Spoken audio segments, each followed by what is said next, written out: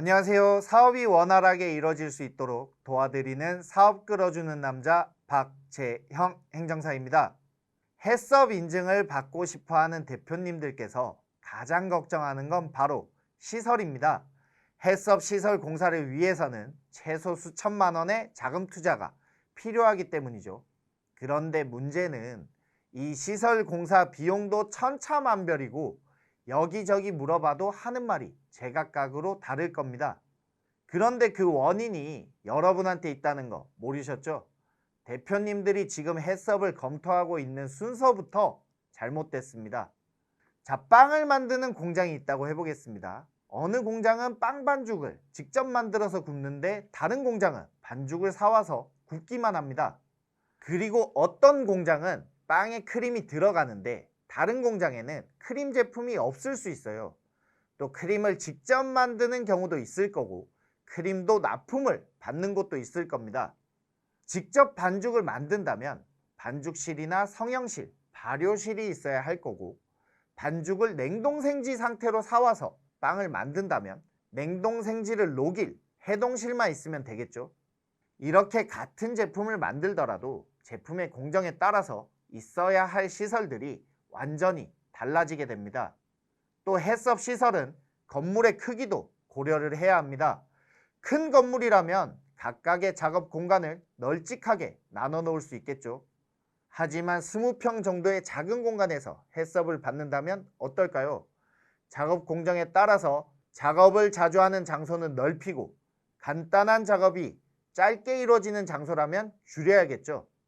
또 공간이 너무 부족하다 싶을 때는 하나의 공간에서 시간을 나눠서 여러 개 다른 작업을 할 수도 있습니다.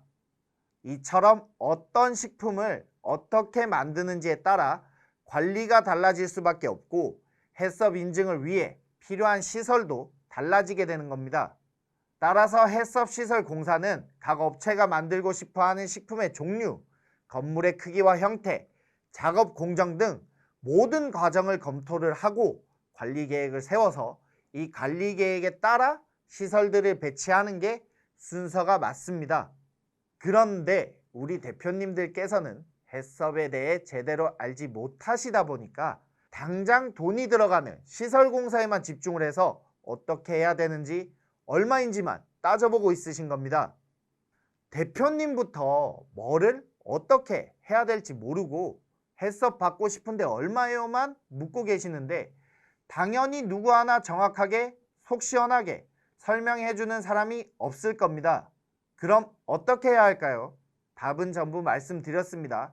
무슨 식품을 만들 건지, 어떤 건물에서 만들 건지, 어떤 방법으로 만들 건지에 따라서 기본 계획을 잡으셔야 합니다.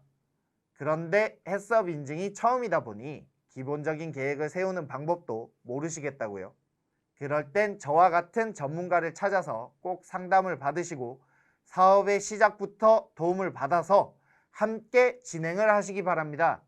해썹 인증 한번 받아보고 싶은데 많이 어려우시죠? 조금 알 것도 같은데 모르겠고 긴가민가 하시죠?